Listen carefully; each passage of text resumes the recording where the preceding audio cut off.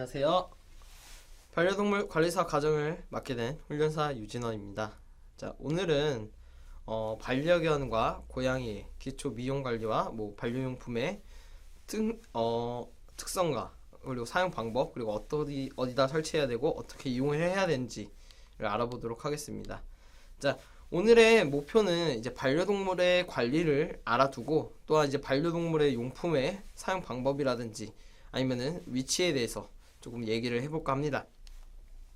자, 우리 반려견의 기초 관리는 이제 반려견의 건강한 삶을 유지하기 위한 보호자의 기본적인 관리로서 반려견의 상태를 관찰 후에 차이점을 확인하고 건강을 파악하는 것입니다. 자, 지난번에는 목욕 등 다양한 것을 알려드렸고, 오늘은 이제 반려견의 기본 빗질에 대해서 얘기를 해볼까 합니다. 자, 이 기본 빗질은 반려견에게는 이제 피부의 상태를 확인하고요. 또한 데드코트를 제거하고, 이 데드코트를 제거함으로써 샴푸라든지 린스라든지 아니면 미스트라든지 이런 약용이 들어가거나 아니면 몸에 흡수가 되어야지만 좋은 것들을 좀 더 잘 흡수할 수 있도록 도와주기 위한 역할로도 기본 빗질을 진행하게 됩니다. 자, 기본 빗질을 처음 진행할 때는 정방향을 통해서 털에, 결에 엉킨 부분을 확인하고 진행을 해야 합니다. 자, 이 엉킨 부분이 정확하게 어디쯤에 있는지에 따라서 빗질의 강도라든지 아니면은 빗질의 횟수가 결정되기 때문에 쉽게 풀 수 있는 부분들은 정방향으로서 풀 수 있도록 하고, 그 다음에 역방향으로 빗질을 하게 됩니다. 자, 역방향으로 빗질을 하라고 많이들 알려는 드리지만, 많은 분들이 그냥 털을 역으로 빗으면서 반려견과 반려묘에게 굉장히 스트레스를 주는 행동을 많이 합니다. 자, 이 역방향으로 빗질을 해달라는 것은 속에서 바깥쪽으로 빗으면서 속에 쌓여있는 각질과 먼지 그리고 데드코트를 제거하는 건데요. 속에서 바깥쪽으로 빼내는 행동을 통해서 반려견이 아프지 않게 조금씩 끄집어내야 됩니다. 자, 이 역방향 빗질 시 주의할 점은 빛이 너무 피부에 직접적으로 닿아서 날카로운 부위가 피부에 자극하지 않고 뺄 수 있도록 하는 게 제일 중요합니다. 자, 우리가 지금 제가 계속 데드코트라는 얘기를 많이 하게 됩니다. 이 데드코트는 죽은 털로 이 죽은 털들은 빠지게 됩니다. 보통이라면은 이 데드코트가 자연스럽게 나와서 밖에 노출되어야 하는데, 이 데드코트가 너무 많이 쌓이면은 이 데드코트가 속에서 털이 엉키게 됩니다. 자, 이 엉킨 털을 탱글이라고 하는데요. 자, 이 탱글 같은 경우에는 굉장히 털이 뭉쳐지면서 딱딱하게 변하게 됩니다. 그렇게 되면서 이 데드코트가 붙어있는 기본적인 털들에 엉켜 있으면서 그 상태를 유지하게 되는데요. 이 탱글 같은 경우에는 굉장히 제거하기가 어렵기 때문에 이 탱글이 생기지 않도록 하는 게 제일 중요합니다. 자, 우리가 대표적으로 이 탱글이라는 거, 즉 엉킨 털을 많이 볼 수 있는 곳이 유기견 보호소와 같이 환경이 열악하고 관리하기 힘든 곳에서 많이 볼 수가 있습니다. 이 탱글은 생기게 되었을 때 어떻게 해야 되는지 한번 알아보도록 하겠습니다. 자, 이 탱글 같은 경우에는 크기가 작을 시 슬리커 브러쉬로 천천히 제거를 하시면은 됩니다. 하지만 이제 이 슬리커 브러쉬를 너무 강한 힘으로 사용했을 경우에는 살아있는 털, 즉 반려견과 몸에 붙어있는 그 털이 함께 빠질 수가 있습니다. 이 함께 빠진 털 같은 경우에는 피부에 염증이 나거나 상처를 낼 수 있기 때문에 너무 강한 힘으로 털을 빗으시면 되지 않습니다. 자, 두 번째 방법은 가위를 이용해서 탱글을 세로로 잘라내면서 쉽게 제거할 수가 있는데요. 이것은 탱글을 바로 잘라내는 것이 아니라 슬리커 브러쉬로 충분히 제거할 수 있는 크기로 만든 뒤에 제거하는 방법입니다. 자, 만약에 탱글이 너무 많이 생겼고 이것을 제거하기 어렵다라고 판단될 경우에는 털을 모두 밀어서 새로운 털을 관리하는 방법밖에 없습니다. 자, 이 반려견에게 클리퍼를 사용해서 털을 전부 다 밀게 되었을 때는 날씨에 따라서 조금씩은 다르겠지만 겨울의 경우에는 좀 자제하시는 게 좋습니다. 우리 반려견의 털 같은 경우에는 체온을 유지하기 위한 기능도 있을 뿐더러 여러 가지 1차적인 방벽이 되기도 합니다. 그렇기 때문에 겨울이 되었을 때는 체온 저하와 또한 그로 인해서 면역력 결핍 등 여러 가지 증상으로 인해서 반려견의 질병에 걸릴 수가 있기 때문에 반려견을 밀어낼 때는 날씨가 조금 따뜻해지고 나서 해주시는 게 좋고, 또한 이제 이 반려견이 털을 밀고 난 뒤에는 이제 건강한 피모를 가지기 위해서 영양제라든지 아니면은 뭐 뿌리는 미스트라든지 바르는 약 제품이라든지 이런 것을 이용해서 털이라든지 피부에 영양분을 추가적으로 공급하고, 또한 사료라든지 간식에 함께 급여하면서 영양분을 추가적으로 공급하여서 건강한 피모를 가지게 하는 것이 제일 효과적인 방법 중 하나입니다.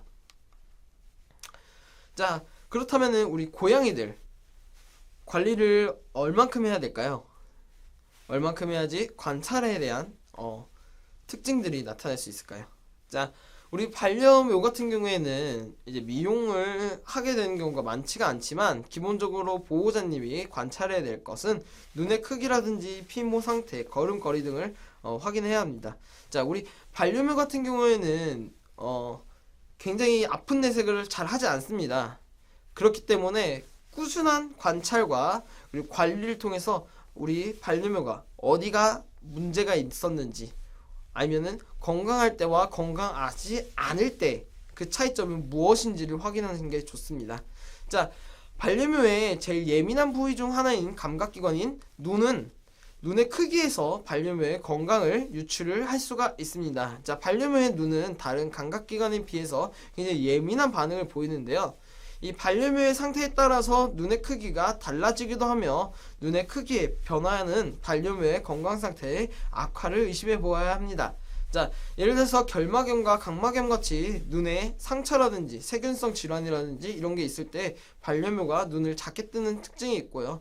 또한 반려묘가 건강에 문제가 생기고 기력 저하가 있을 때도 눈의 크기가 줄어드는 현상을 볼 수가 있습니다. 그렇기 때문에 1차적으로 반려묘의 눈의 크기가 줄어들었을 때는 건강을 조금 의심해 봐야 됩니다. 자, 그리고 이제 피모 상태를 확인하는 방법이 있는데요. 자, 우리 건강한 반려묘라면은 정말 그루밍을 게을리지 않고 하루에 절반 이상을 그루밍에 힘을 쓰는데요. 만약에 이 털의 상태가 건강치 못한다면은 그루밍을 게을리했을 가능성이 높습니다. 자, 그루밍을 게을리할 가능성이 어떻게 있냐? 자, 몸 상태의 악화와 그리고 원래 기본적인 반려묘의 게으름 성격, 뭐 여러가지 등등이 있겠지만, 원래 그루밍을 열심히 하던 개체가 그루밍을 하지 않는다면은 건강에 문제가 있기 때문에 그것을 소홀히 한다고 볼 수가 있습니다. 그렇기 때문에 피모 상태를 보고 다른 증상들을 봤을 때 우리 반려묘의 건강을 한 번 더 체크를 해보시는 게 좋습니다. 자, 우리 반려묘는 걸음걸이도 굉장히 중요하게 되는데요. 자, 걸음걸이에서 문제가 있을 경우에는 보통 이제 쓸개골에 문제가 있을 경우가 많고요. 또한 가끔씩은 발바닥 패드 안쪽에 뭔가 이물질이 껴서 걸음걸이가 부자연스러울 때가 있습니다. 자, 그 중에서도 이제 모래가 껴가지고 아이들이 조금 걸음걸이가 이상할 때가 있는데요. 이럴 경우에는 그냥 가볍게 보시고 모래를 털어만 주셔도 반려묘가 정상적인 걸음을 가질 수가 있습니다. 하지만 별 문제가 없어 보이고 만약에 다리를 잡았을 때 반려묘가 아파하거나 아니면 짜증을 내거나 굉장히 공격적으로 나타난다면은 이건 반려묘의 다리 건강에 어딘가에 문제가 있기 때문에 병원에 가셔서 엑스레이를 찍어 보시는 게 좋습니다. 자, 이 걸음걸이에 대해서는 우리가 쉽게 알아낼 방법이 많지가 않습니다. 하지만 이제 정기적인 건강검진으로 다리에 엑스레이 사진을 찍어봄으로써 다음 후에 건강검진 엑스레이를 확인하고 다리에 이상한 점을 찾아본 다음에 그 이상한 점을 토대로 질병이 있는지를 확인하는 방법도 있긴 합니다. 그렇게 됐을 때는 더욱더 정확한 진료와 정확한 처방이 가능하겠죠. 자, 우리 반려묘의 관리 중에서 기본적으로 이제 보호자님들이 제일 많이 하는 것 중 하나는 화장실 관리입니다. 자, 화장실을 이제 반려묘의 화장실 같은 경우에는 제대로 된 장소에 있는 화장실이라면은 반려묘가 깨끗이 뒤처리를 할 수 있고 보호자도 역시 간단하게 그 뒤처리를 처리할 수가 있습니다. 자, 우리 반려묘의 경우에 화장실의 위치는 구석지고 조용한 것에 선호하며 이제 환기가 잘 되는 곳이 좋습니다. 자, 화장실이 너무 시끄럽고 그리고 너무 한가운데 있으면은 화장실을 보는 걸 약간 꺼려합니다. 왜냐면은 이제 모든 동물들이 마찬가지지만 배설을 할 때는 자신의 취약한 상태임을 드러내기 때문에 약간의 긴장을 하고 배변을 보는 경우가 있어서 될 수 있으면은 조용하고 구석진 장소 또한 환기가 잘 되는 장소에다 설치해 줘야 됩니다. 자, 이 환기는 반려묘가 화장실을 이용할 때 이 화장실이 너무 더럽다라고 판단이 되었을 경우에 그 화장실을 이용하지 않으려고 합니다. 자, 이 더러움의 기준은 물론 배변이라든지 소변에 있는 뭐 개수라든지 아니면은 횟수라든지에 따라서 결정되기도 하는데요. 1차적으로 확인하는 방법은 냄새입니다. 그렇기 때문에 환기가 잘 되면 될수록 이 배변에 대한 냄새가 많이 없기 때문에 화장실이 조금 더 깨끗하다라는 것으로 인식을 하기 때문에 화장실이 환기가 잘 되는 곳에 설치를 해주시는 게 좋습니다. 자, 만약에 우리 이 반려묘의 화장실에 모래라든지 이 화장실 즉 리터박스를 교체하게 된다면은 원래 쓰던 모래를 조금씩 섞어 쓰거나 아니면은 리터박스를 조금씩 변형하거나 아니면은 그 리터박스에 변경된 모래를 집어넣거나 하는 그런 행동을 통해서 반려묘가 충분히 적응할 수 있도록 시간을 주어야 됩니다. 자, 우리 반려묘 같은 경우에는 환경 변화에 대해서 굉장히 느린 적응력을 보여주고 있습니다. 갑작스럽게 변한 환경은 오히려 반려묘에게 스트레스로 다가와서 이 스트레스로 인해서 반려묘가 이상행동을 보일 수가 있습니다. 이상행동 중에는 뭐 갑자기 하울링을 한다거나, 여기서 하울링은 고양이가 야옹야옹 하는 그 소리를 말하고요. 그리고 그루밍을 게으리하거나 아니면 공격성을 보인다거나 배변 실수를 보인다는 등 다양한 행동들을 할 수가 있습니다. 자, 그렇다면은 만약에 우리 반려묘가 화장실도 잘 이용하고 그리고 기본적인 관리는 내가 잘 할 줄 안다면은 기본적으로 이제 다음은 빗질이 되겠죠. 자, 우리 반려묘의 빗질 같은 경우에는 특히 장모종이 좀 더 관리를 주기적으로 해 주셔야 됩니다. 자, 이 장모종 같은 경우에는 대부분의 아이들이 모량이 굵지가 않고 얇고 굉장히 유연하게 꺾일 수 있습니다. 그렇기 때문에 생각보다 반려견에 비해서 털이 엉키기 쉬우며 이제 탱글이 자주 생기게 됩니다. 이제 대표적으로 목이라든지 겨드랑이, 귀 뒤, 아랫배 등 조금 더 부드럽고 그리고 손이 잘 닿지 않는 곳에 생기게 되면서 이럴 경우에는 고양이의 빗질을 자주 해주시는 게 좋고요. 그게 만약에 불가능하다 그러면은 이제 가위를 이용해서 조금씩 잘라내는 방법밖에 없습니다. 자, 너무 탱글이 많이 생기면은 클리퍼로 털을 밀어야 되는데요. 자, 우리 고양이들의 특징 중 하나가 생각보다 낯선 사람에 대해서 그리고 낯선 환경에 대해서 빠른 적응을 못한다 라는 것이 있습니다. 그렇기 때문에 전문 미용사들에게 이 미용을 맡겼을 때는 많은 아이들이 기본적으로 미용을 하기가 어렵습니다. 그래서 제가 아는 분들도 이 미용을 하게 될 때마다 수면 마취를 동반하게 해서 미용을 하는 경우가 있는데요. 이 수면 마취는 결국 몸에 데미지를 주기 때문에 반려묘에게 건강에 정말 좋지는 않은 영향을 끼치기 때문에 꾸준한 빗질을 통해서 이 탱글이 많이 생기지 않도록 주의해 주시는 게 좋습니다. 자, 이 장모종 같은 경우에는 굉장히 목욕을 하기도 어려운 종이기도 합니다. 고양이들이 물을 무서워하고 물을 접하는 것을 꺼려하고 또한 그 목욕하는 시간 동안 가만히 있어주질 않기 때문에 목욕이 굉장히 어렵기 때문에 빗질을 어떻게 하냐에 따라서 이 목욕의 빈도수가 많이 줄어들게 됩니다. 자, 장모종 같은 경우에는 드라이 파우더와 같이 피부와 피모에 유분을 흡수하는 제품을 사용하면은 빗짓이 더욱 쉬워지며 이제 파우더 제품과 함께 피부의 이물질을 함께 제거할 수가 있습니다. 자, 우리 카펫에 가끔씩 녹차가루라든지 녹차잎이라든지 아니면은 베이킹 소다라든지 이런 걸 뿌려서 같이 청소를 하는 경우가 있는데요. 이로 인해서 고양이들도 마찬가지로 빗질을 하면서 이물질들을 좀 더 쉽게 배출할 수가 있습니다. 자, 단모종 같은 경우에는 이제 장모종에 비해서는 조금 더 쉬운 관리가 있긴 합니다.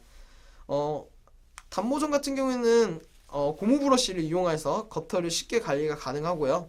이제 촘촘한 브러쉬를 이용해서 결을 반대로 빗으면서 피부의 상태를 확인합니다. 자, 단모종이 같은 경우에는 모량이 많은 아이들 같은 경우에는 털을 열어서 확인하지 않는 이상 피부의 상태를 정확하게 파악하기 어렵습니다. 그렇기 때문에 촘촘한 브러쉬를 이용해서 피부의 상태를 꾸준하게 확인을 하시는 게 좋습니다.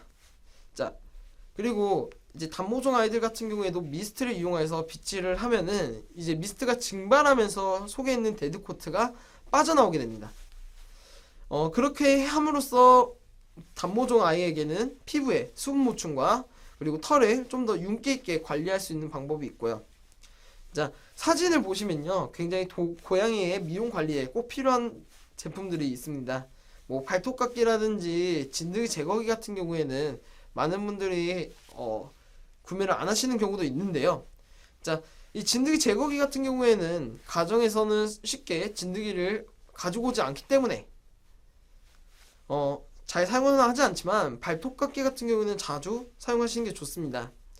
이 고양이 같은 경우에는 자기 손톱을 손질하는 스크래처를 이용해서 발톱을 관리는 하지만 이 발톱이 지나치게 길어질 때가 있습니다.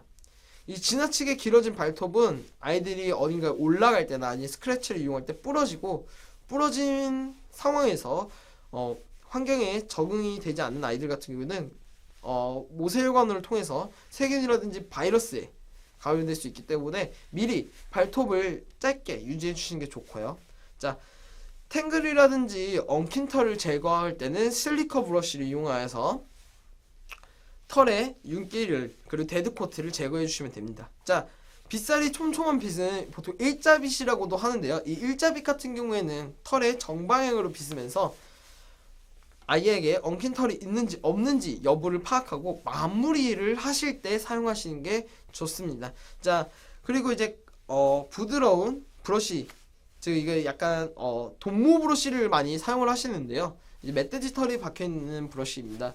이 돈모 브러쉬 같은 경우에는 반려묘라든지 반려견에게 자극을 줌으로써 털이 좀 더 윤기 날 수 있게, 털이 조금 더 많이 나올 수 있게 자극을 해주는 역할도 하며 반려동물에게는 마사지 역할을 하기 때문에 굉장히 좋은 제품이라고도 볼 수가 있습니다. 자, 우리가 빗질을 끝냈으면은 반려묘의 목욕도 할 줄 알면 좋겠죠? 자, 고양이의 경우 대부분이 물에 대한 두려움으로 인해서 목욕을 굉장히 거부합니다. 그렇기 때문에 지속적으로 빗질과 드라이 샴푸를 이용해서 관리하는 게 조금 더 쉽습니다. 자, 드라이 샴푸 같은 경우에는 뿌리고 나서 따로 말리지 않고 놔두면은 알아서 청결하게 되는 건데요. 되시면은 드라이 샴푸를 뿌리고 조금 닦아주시는 게 조금 더 효과적입니다. 반려묘에 이제 목욕을 하게 된다면은 아주 어릴 때부터 3, 4개월령부터 물에 대한 적응력을 올려주시는 게 좋고요. 만약에 우리 성묘 아이들 같은 경우에는 천천히 목욕을 해주시는 게 좋습니다. 또한 이 천천히라는 목욕이라는 것은 부분적으로 목욕을 하는 것이 아니라 어느 날은 물을 뿌리고 빠르게 샴푸를 해서 빠르게 목욕을 하는 것을 말하고요. 만약에 우리 아이가 물에 잘 적응되어 있는 반려묘라면은 물에 적응한 반려묘일수록 모근에 충분히 물이 흡수될 수 있도록 해야 합니다. 자, 이 모근까지 물이 흡수되지 않은 반려묘를 샴푸를 하게 되면요, 샴푸가 겉에만 묻게 됩니다. 그럼 당연하게 겉에만 청결하게 되겠죠. 그러면 속 안에는 데드코트와 뭐 이물질, 각질이라든지 이런 것들은 제거가 잘 되지 않고 몸에 남아있게 됩니다. 또한 샴푸라는 게 제대로 닦여있지 않고 몸에 남아있을 확률도 높기 때문에 모근까지 충분히 적시고 나서 샴푸를 이용하여서 얼룩이라든지 이물질들을 제거해야 합니다.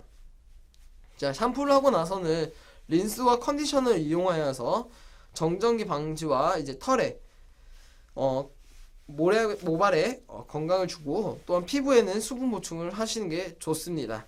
자, 우리 단모종 아이들 같은 경우에는 수건으로 물기만 제거하면 되지만 이제 장모종 아이들 같은 경우에는 드라이기를 이용하여서 빗으면서 말릴 수 있도록 하는 게 장모종 아이들이 털이 엉키지 않고 빠르게 말릴 수 있는 방법 중 하나입니다.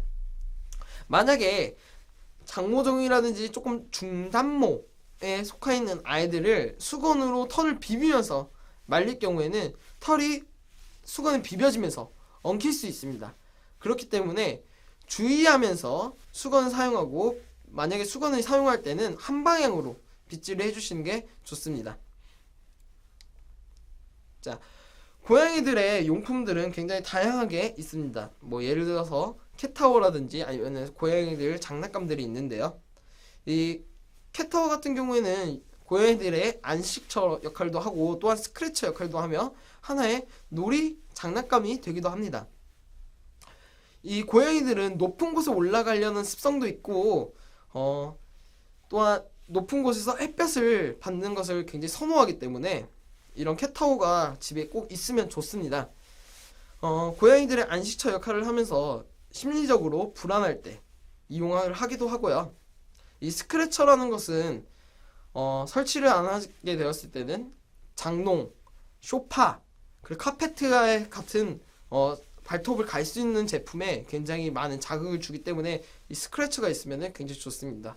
만약에 이 스크래처를 사용하지 않는다라고 한다면은 이제 캣닙을 이용해서 이 스크래처에 놔주면은 캣닙을 맡으면서 자연스럽게 이 스크래처를 이용하면서 적응하는 경우가 있기 때문에 캣타워에 캣닙을 사용하는 방법도 있습니다. 자, 이 캣타워 같은 경우에는 설치 시 굉장히 중요한 해야 될 것이 환경입니다. 너무 한가운데 있으면 안 되고요. 구석진 장소에 햇볕이 잘 드는 곳에 설치해 주시는 게 반려묘에 좋습니다. 이 햇볕이 잘 드는 장소에 설치를 해두면은 자연스럽게 일광욕을 즐기고요. 구석진 장소에 설치를 해주면은 반려묘가 심리적인 불안감을 느낄 때 안에서 해결할 수가 있습니다. 자, 고양이들 장난감이 있습니다. 뭐 이제 많은 분들이 레이저 그리고 이제 고양이 장난감인 뭐 낚싯대 등등을 이용하게 되는데요. 자, 저는 레이저를 추천하지 않습니다. 왜냐면 이 레이저라는 것이 고양이들에게 보상감을 줄 수 없을 뿐더러 굉장히 눈에는 좋지 않은 영향을 끼칠 수가 있기 때문에 레이저의 장점이라고 생각한다면은 긍정적인 부분이겠죠. 고양이 장난감의 낚싯대 같은 경우에는 소비성으로 언젠가는 망가지거나 끊어질 수가 있습니다. 하지만 레이저 같은 경우에는 건전지만 있으면 충분히 계속 무한으로 사용할 수가 있죠. 자, 이 낚싯대 같은 경우에는 고양이들이 눈에 예민한 것을 이용하여서 계속 자극을 통해서 고양이가 사냥 본능을 일으켜 놀이를 하게 되는데요.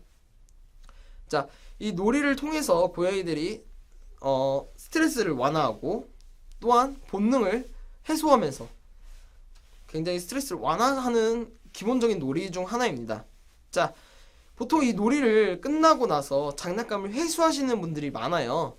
절대 이 낚싯대로 놀이를 하고 나서 회수를 하시는 게 아니라 이 장난감을 주워야 됩니다.